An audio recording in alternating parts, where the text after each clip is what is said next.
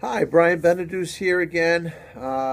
We are continuing reading the Toolbox from my Scared to Death, Do It Anyway book, and this is the healing thought process that we discussed yesterday in the previous chapter.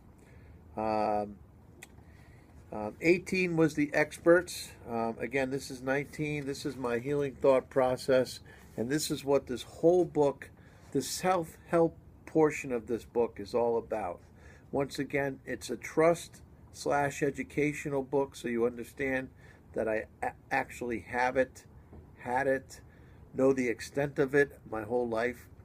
The other portion is the inspirational portion, which is how I built my company up dealing with this, not even knowing what it was until I was at an agoraphobic stage, which is, critical panic and anxiety almost every minute of the day when I left the house and so on and so forth. And this gets into the self help portion of the book, which is the healing thought process. So let's get right into it. We're on the act as if portion of the toolbox. The human mind is extremely powerful. While experiencing the panic I've talked about in this book, it was very difficult for me to act normal. Why? Because in my mind I was convinced I wasn't. And though there wasn't anything physically wrong with me, the mental stress caused by many illnesses and physical manifestations to develop. Once you realize the substantial power your mind has over you, your actions and your beliefs, you can then move ahead and act as if. I'm going to read that again because it's important. The mental stress caused many illnesses and physical manifestations to develop. Once you realize the substantial power your mind has over you, your actions and your beliefs, you can then move ahead and act as if. First, you must visualize doing the right thing. Then, second, you must know it's the right thing to do. But it's still not enough. You must still actually do it. I see myself stepping into that elevator and can see the doors close. I know it is irrational to be afraid, and that the elevator trip is a good thing for me to do. I will now act as if there is no fear and step into the elevator. If your agoraphobia is bad, then act as if it's not. I don't claim the step is easy, it isn't. But it's important where the title of the book originates. I'm scared to death, and I will do it anyway. When you stop and think about it, being scared to death is easy. The hard part is acting when you are scared. How much can you accomplish acting as if? Put it humbly. When I think about all the bad moments I endured on all those sales trips over 30 years, yet I was still able to build my company, I find it almost surreal. All the while I did it acting as if I was normal. I still experience fear like everyone else, of course, but it's normal brand of fear, like fear of the unknown, fear for your kid's safety, or fear for your own health. These fears are in no way debilitating. When you can walk and act, you become the person you've always wanted to be. It, it's at that moment that you realize you've made it, physically, mentally, professionally, financially, and most importantly, emotionally. It's okay to not fear everything every minute of the day. Act as if you want to do it. Act like you want to become. Your mind has truly amazing power. Just act as if. I'm going to stop there. Once again, part of the toolbox that I use to this day. Yesterday I showed you my little cryptic notes that I use. They're like I call them my Xanax pills, but they're really words. Act as if is extremely powerful. It's extremely important to know, and it also comes after the nobody's coming section of the toolbox. Once again, clinically, I'm not a clinician, but I know what they say. I know the words to use. That's not what I'm doing. I'm giving you the emotional, real side of an agoraphobic, and these are the tools I use, and they work. You do not have it worse than me. Trust me, you don't. So you have to trust, which is part of what this book is about, and all the chapters in it, that I know what I'm talking about, and act as if is so important. Use the tools necessary. Do the things you're afraid of using the tools. Don't just say, scared to death, I'm going to fight it.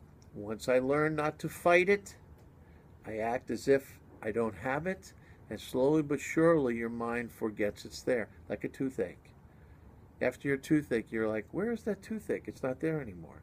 Because your mind, because it's not there, your mind slowly but surely, okay, it's almost like you miss it. But trust me, you don't miss panic attacks. The next part of the toolbox is titled The Longer the Longer. Patience.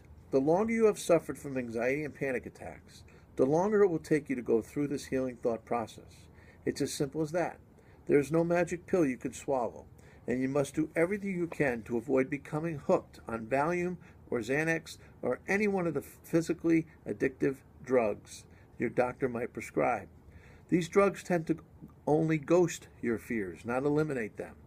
Under the influence of these drugs, the roots of your anxiety tree continue to grow, not disappear. Think about how long you've been affected by your own anxiety and fear, and think about how intense those moments had become. Give yourself permission to take your time with the healing thought process. Remember, getting mad at yourself is a negative thought. Snap that elastic band. Act as if. Be happy. Be patient, and the negative thoughts will subside. Once again, in my talks, I always tell people when I start, I give them my levels of anxiety, and I tell them I'm on level 8, which I am. My fear of talking in public is not a fear of talking in public.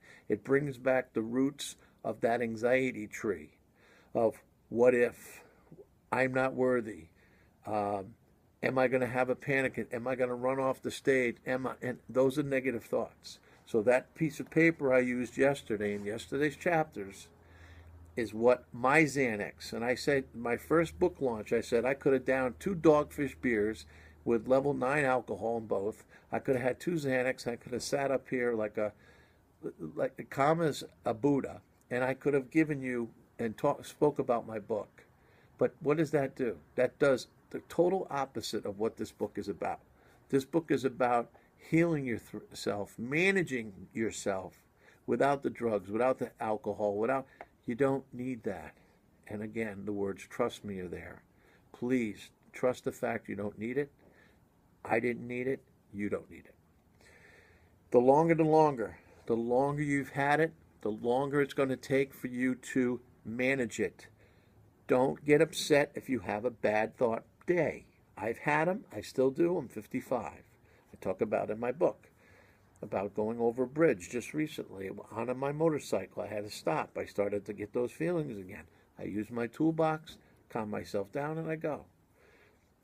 Panic and anxiety is now the words I use because I know what they are. I did not know what it was, and I keep reiterating that fact because when you suffer from it and you realize this guy talking to you had this panic anxiety to a point where he couldn't leave his home, and he was able to manage it, you should say to yourself, I'm going to listen to this guy because he's got to know what he's talking about. And I do. I know what I'm talking about. But the longer you've had it, the longer it's going to take for you to trust yourself, understand nobody's coming, act as if, all these things. Just don't stop. Let them come, feel the fear, drop your armor in every situation that you've been through. Drop the armor, do all that stuff. All these things combined will help you manage your problems. And then they will go away. They'll come back and they'll go away. But when they come back, they'll come back at a much lower level than they used to. And when they come back, you'll be like, oh, okay, it's only anxiety. Bad words. Let me give you a couple quotes I wrote. I'm sorry. To achieve calm, we require patience. It's a small one, but I love it. That's part of the longer. Okay, patience. Bad words. In a previous chapter, I talked about the things I would do to test myself. The 2-word phrase is an example of bad words you need to avoid. There is no such thing as testing myself. It's really called living my life. I accept that there will be times in my life when I will feel fear, but now I use the words uncomfortable in its place. In fact, take the word fear right out of your vocabulary too. If you say the word fear, snap the rubber band. If you say the phrase test yourself, snap the rubber band again. We live in a world that can be mean and nasty at times, and you need to know these words and phrases are merely skin deep. and you cannot allow them to penetrate your soul. Being angry or upset are very real and important emotions. I've learned that. But if the anger and emotion originate with those bad words, snap the rubber band again. The change won't happen overnight, but over time you will get better. Bad words. Would you ever let anybody talk to you the way you talk to yourself? That's what I talk about in my seminars. That's what I talk about in my talks. You're not worthy. You can't do that. What if? What if you get up there and act like an idiot? You're embarrassing. You're this. Who the hell are you to talk to yourself like that? You're not supposed to talk to you. Don't let yourself, once you do that, change your vocabulary. These are all negative things, and they affect you not only emotionally, but physically. Even if it's something very, very small, like, I can't do that because. Don't say those words. Don't say, I wonder if I can. And this is not a motivational speech. This is not a rah-rah speech. This is go to the other extent. Go to the extent of, I can do that because I am healed. I can manage it. I can act as if. I can drop my armor. Okay, so it's going to take me a little longer. But you know what? I can deal with it. I'll snap my rubber band. Do all these different things. And I guarantee you, if you started writing down all the things I told you to do when you have a negative thought, I bet you that pad by now is getting smaller and smaller and smaller. Started at 100, then it went down to 20 or 50, then 20. Pretty soon you're having 10 to 12 to 15 bad thoughts a day. And you know what that's called? Normal, because that's what everybody has. Don't let fear limit you. Don't let fear limit you. Fear is normal. When it limits you, it's not. Remember that. We're done with the word fear. Uncomfortable. Avoid caffeine. Now this sounds pretty simplistic, but caffeine is a stimulant that has a direct effect on the nervous system. That's a fact. When I was working my way through the healing thought process, I totally eliminated caffeine from my life. All the books I have ever read on this topic might disagree on which vitamins to take or which diet to follow, but they all warn of consuming caffeine. I've always enjoyed a lot of coffee. During my testing period, I didn't realize that the profound effect it was having. But it was just an addiction to caffeine that fertilized my anxiety tree. It was an addiction to the coffee shops and coffee breaks, too. If I was getting ready to work out in the factory, repairing a machine, or anywhere else, coffee offered a bit of an escape. And there was 1 foot on the gas and 1 foot on the brake.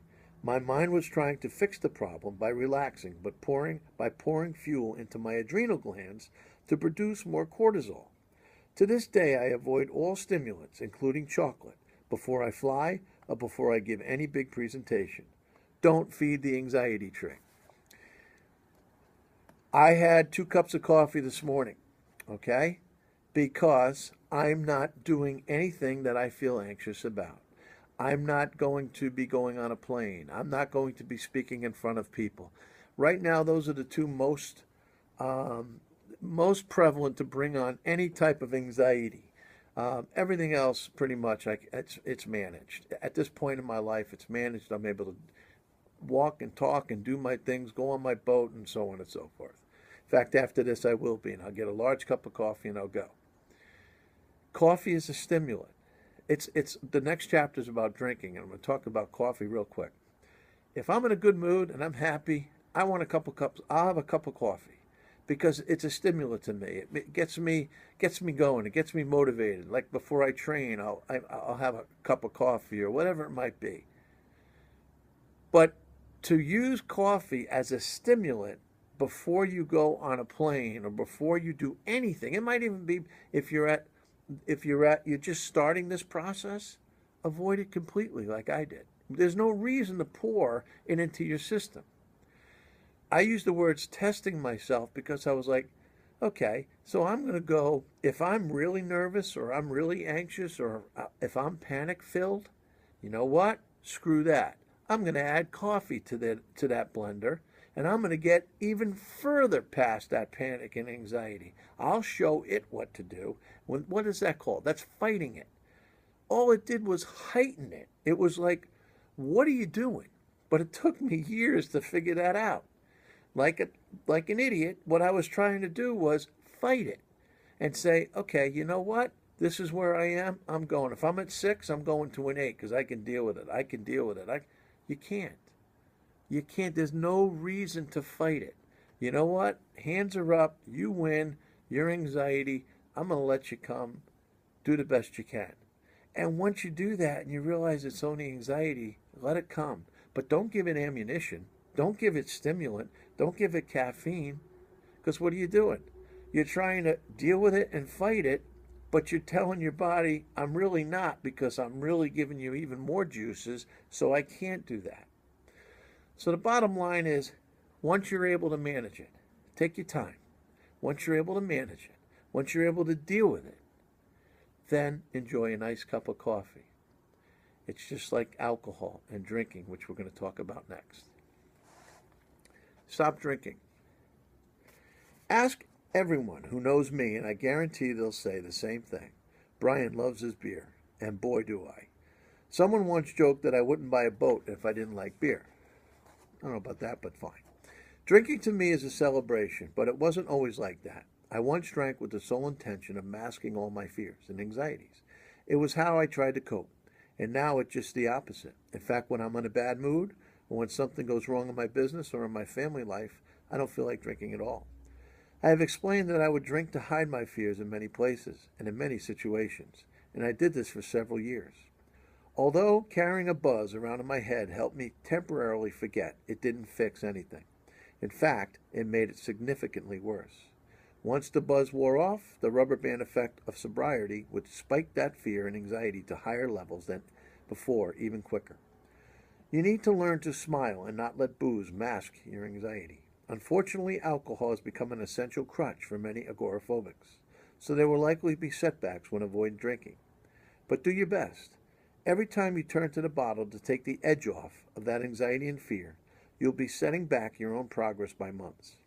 Your desire to get better needs to be stronger than your desire to have temporary fun.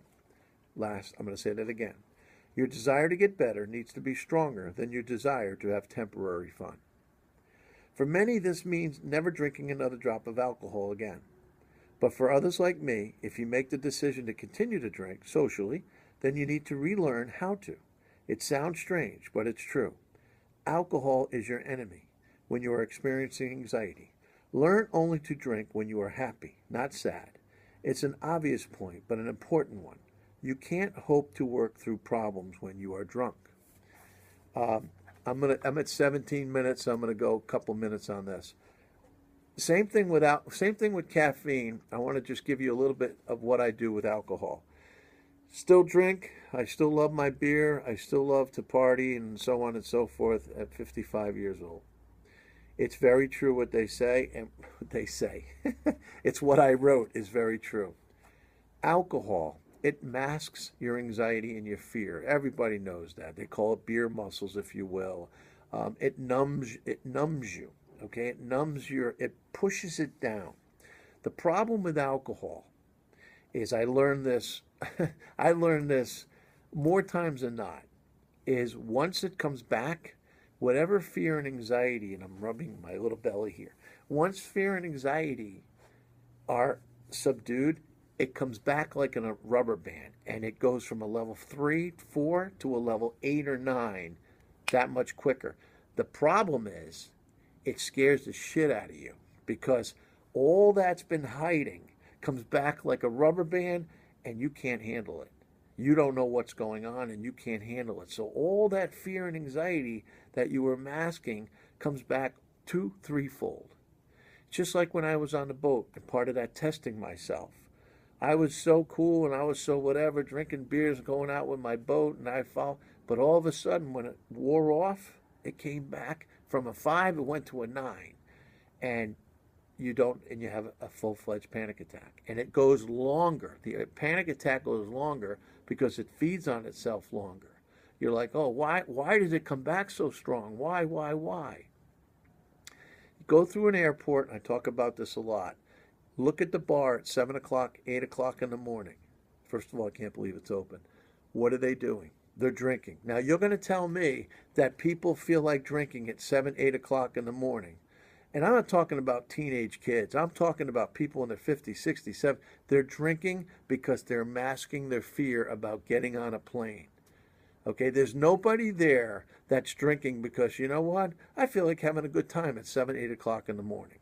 We're not talking teenagers here. And I'll bet anybody that I'm right because I see them get on the plane. And what happens is they get on a plane and first thing they do is they fall asleep. If it's a 2-hour ride, when they get up, I watch. When you have what I have, you watch different people on planes. You watch what they do. You watch their habits. Some people are drinking beer and they're doing a shot. Do you really need to get that high or shit-faced that early in the morning? No. Now they've replaced things in airports with what they call therapy dogs, okay, which I think is fantastic. Therapy dogs, they help people. They actually have things, I saw the other day, they have therapy ducks. They're on planes now. Okay, so planes seem to be where the most, anxious people are. But it's alcohol. Now, in a good mood, I'll sit and drink and have a blast because I'm happy. I'm celebrating. I'm living life. But when I'm in a bad mood and when I feel anxious, before any talk, and if you go back and look at my book launch talk, you'll see it. Okay? I threw a party for my book launch. 200 people, people from Bradley Hospital in Providence were there. All different business people were there. That was my very first talk I've ever done. I was scared shitless. I used my tools.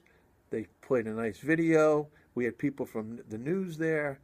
And when I got up there, I was at level 8.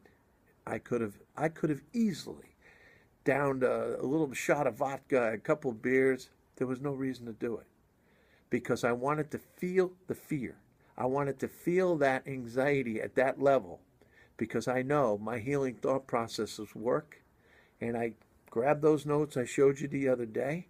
I talked to people out loud. I explained what I was doing, and my levels came down. That was probably, for me, forgetting about business, on a personal situation, one of the most proudest I've ever been. Because it wasn't just making a flight. It wasn't just getting over the talk. It wasn't getting from point A to B.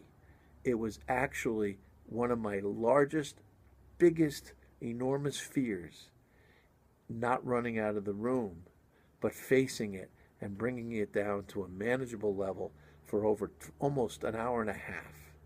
And all the focus was on me. That was one of the most proudest I've been. And isn't it a shame? It took me 55 years to be able to understand how it works. I'm saying 55 years, but I think you know what I'm talking about. At 22 minutes, we'll stop this video. We're still in the healing thought process. I'm going to continue. So stay tuned. Thank you.